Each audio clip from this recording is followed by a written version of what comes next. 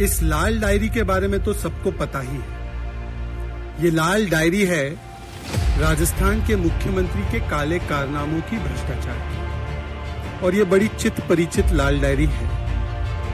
इसके बारे में जब भी बात होती है तो अशोक गहलोत जी बड़ा असहज महसूस करते हैं। पर आज इस लाल डायरी पर नहीं, बल्कि एक ब्लैक डिजिटल डायरी लेकर आया हूं राजस्थान के काले करतूतों पर जो हो रहे हैं कानून व्यवस्था के नाम पर। और इस ब्लैक डिजिटल डायरी में वो एक एक प्रमाण है जिस प्रकार से राजस्थान की कानून व्यवस्था को पिछले 4-4.5 साल में अशोक गहलोत जी के रहते हुए ध्वस्त करने का काम किया गया। ब्लैक डिजिटल डायरी राजस्थान के कानून व्यवस्था के ध्वस्त होने के प्रमाण। इस ब्लैक डिजिटल डायरी में मैं आपको ऐसे प्रमाण दिखाने वाला हूं जिससे कि आप विचलित हो जाएंगे और सोचने पर मजबूर हो जाएंगे कि क्या ये राजस्थान है, क्या ये उन जगहों के बारे में बात हो रही है जहां पर महिलाओं का जीना नामुमकिन है।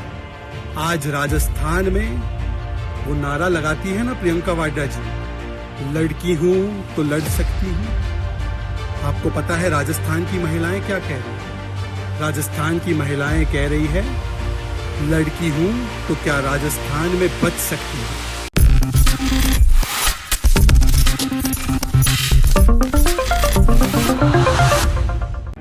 इस लाल डायरी के बारे में तो सबको पता ही है। ये लाल डायरी है राजस्थान के मुख्यमंत्री के काले कारनामों की, भ्रष्टाचार की, और ये बड़ी चित परिचित लाल डायरी है।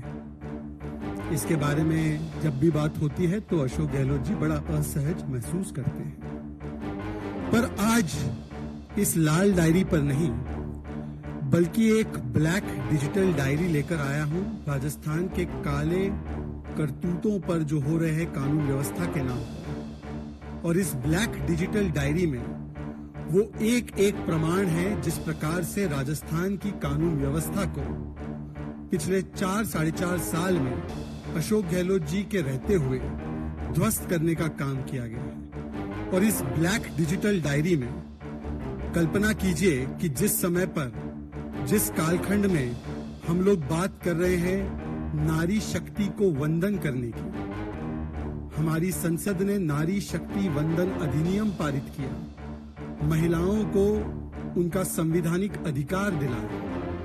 ये केंद्र की नरेंद्र मोदी जी की सरकार कर रही है, उनकी शक्ति को वंदन कर रही है।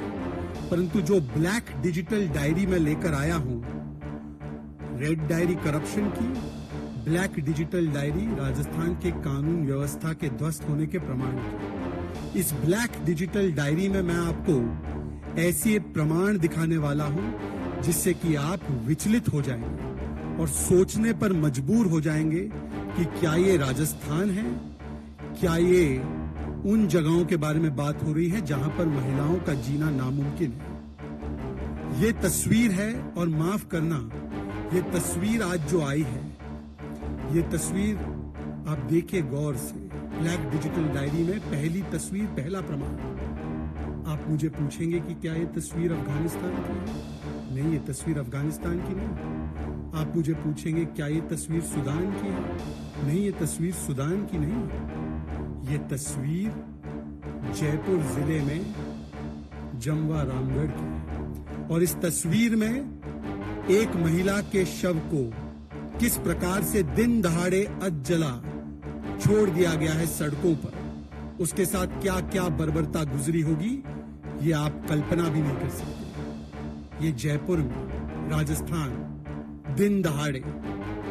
यही ब्लैक डायरी, डिजिटल डायरी में लेकर आया हूं क्योंकि ये एक आध घटना नहीं है।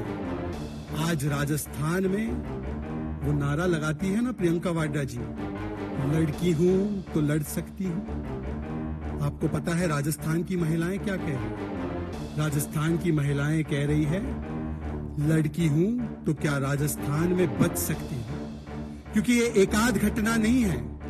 इस ब्लैक डिजिटल डायरी में वो तमाम प्रमाण हैं जिससे कि राजस्थान पिछले 4-4.5 वर्षों में महिला उत्पीड़न में, बलात्कार में, महिला शोषण में, चाहे वो महिलाएं आदिवासी समाज की हो, चाहे वो महिलाएं दलित समाज की हो, चाहे वो महिलाएं माइनर हो, उनके साथ सबसे ज्यादा उत्पीड़न की घटनाएं अगर किसी भी प्रदेश में घटित हुई है, और जिस प्रदेश में सबसे ज्यादा ऐसी घटनाएं होने के बाद कोई कार्रवाई नहीं होती है, वो राजस्थान है।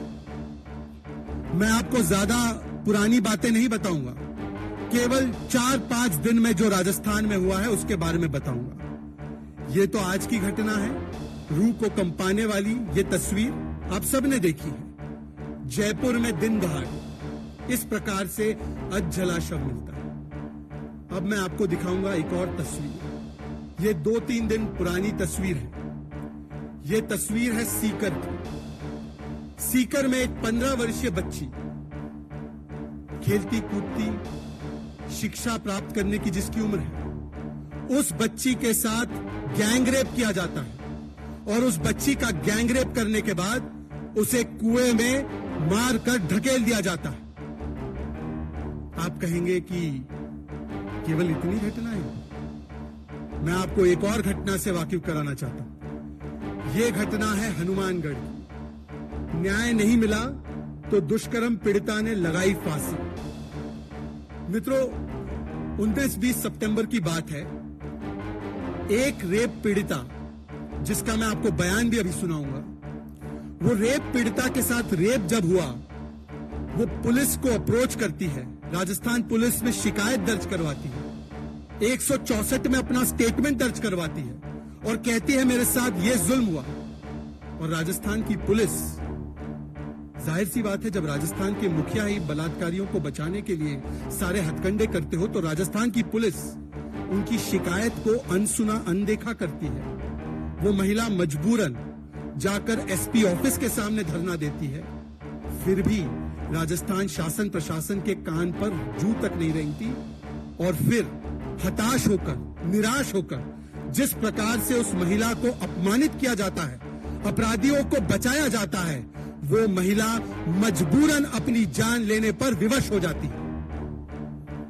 ये घटना घटी जिस दिन पर हम केंद्र में नारी शक्ति वंदन अधिनियम पारित कर रहे थे। एक तरफ तो पूरा देश नारी शक्ति को वंदन करता है, प्रधानमंत्री नरेंद्र मोदी जी महिलाओं को उनका संवैधानिक अधिकार सुनिश्चित कराते हैं, और राजस्थान में जो बुनियादी अधिकार है महिला का कि यदि उसके साथ इस प्रकार की घटना हो, दुष्कर्म का वो शिकार बने, वो पुलिस के पास जाती है, परंतु पुलिस उसे क्या कहती है मैं आपको सुनाना चाहता हूं और बताना चाहता हूं कि किस प्रकार से राजस्थान की पुलिस ने उसके साथ व्यवहार किया। यह स्थिति बन चुकी है। सुनिए उनकी बात।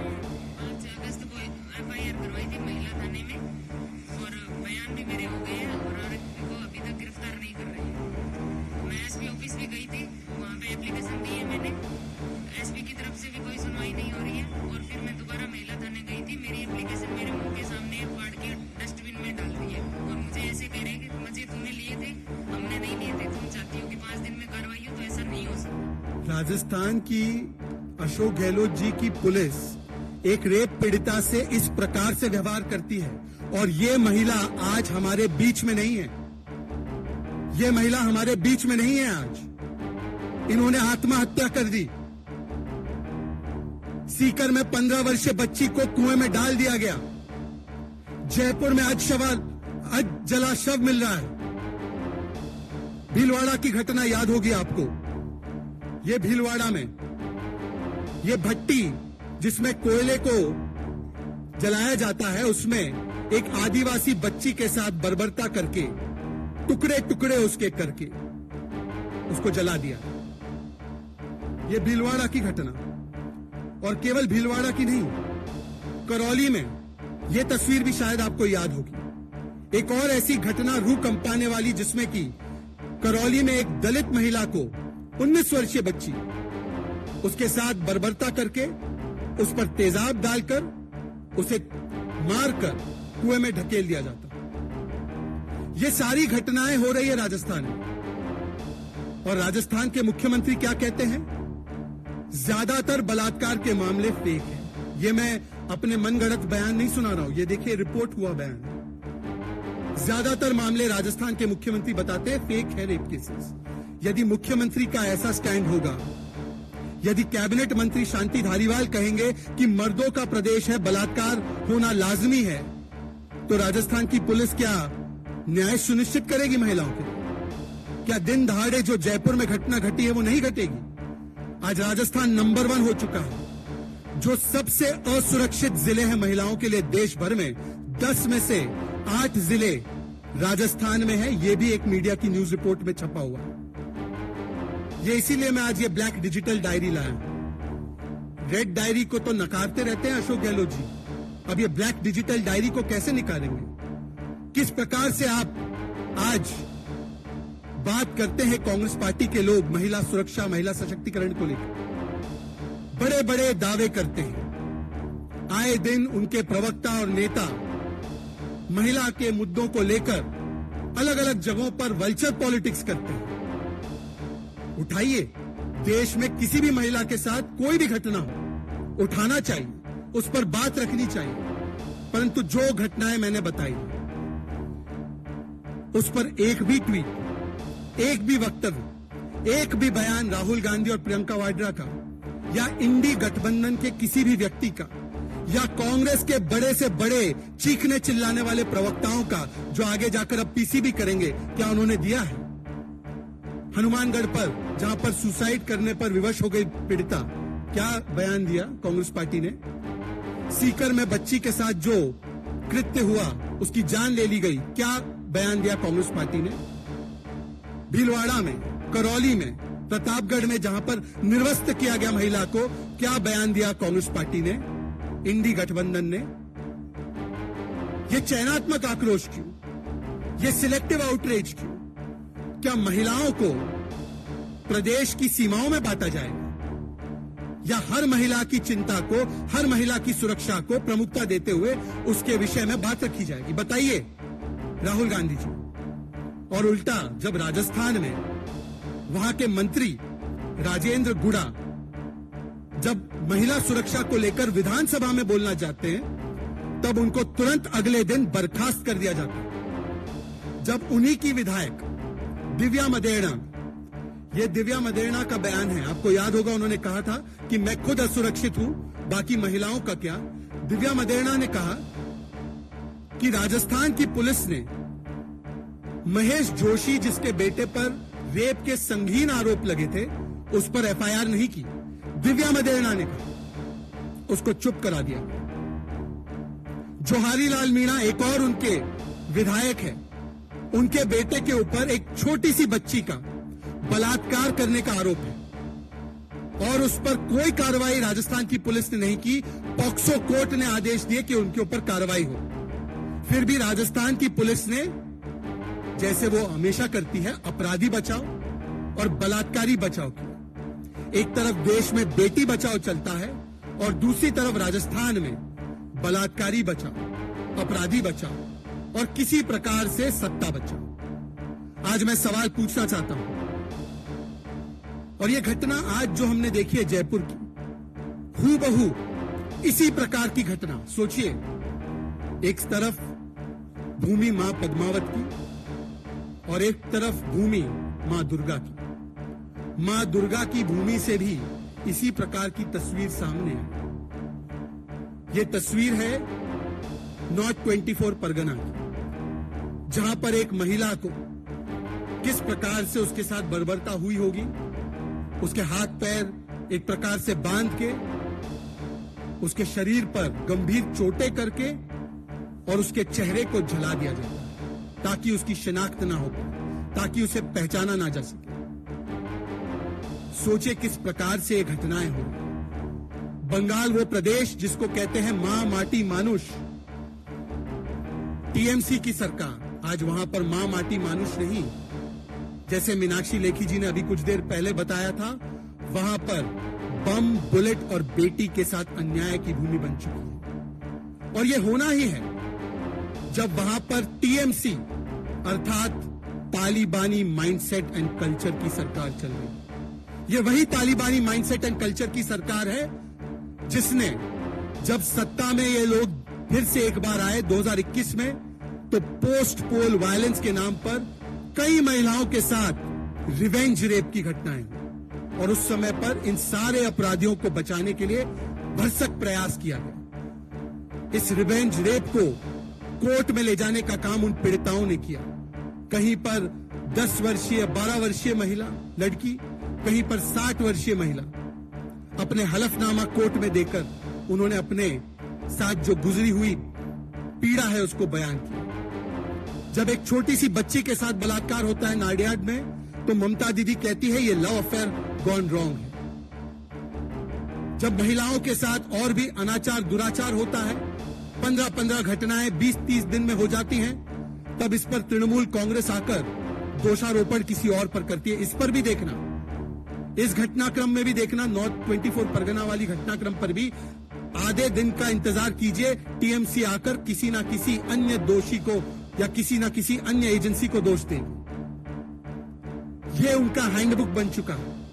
मालडा में आदिवासी महिलाओं को निर्वस्त्र किया गया, शायद आपको याद होगा वो घटनाक्रम। उस पर जिस प्रकार से टीएमसी की नेत्री ने आकर बयान क्या दिया आपको पता है? उनकी मंत्री है शशि पांजा, सुनिए उनका बयान।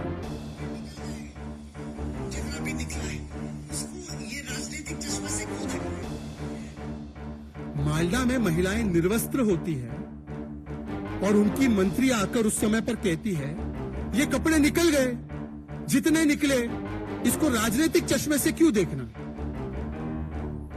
कहने का मकसद यह है कि जब मां पद्मावत की जमीन राजस्थान से मां दुर्गा की जमीन पश्चिम बंगाल तक एक के बाद एक रूह कंपाने वाली महिलाओं के खिलाफ उत्पीड़न की, शोषण की, दुराचार की घटनाएं लगातार सामने आ रही है, तब राहुल गांधी, प्रियंका वाड्रा, स्वाति मालीवाल, इंडी गठबंधन के सारे नेता ये कहां चले जाते?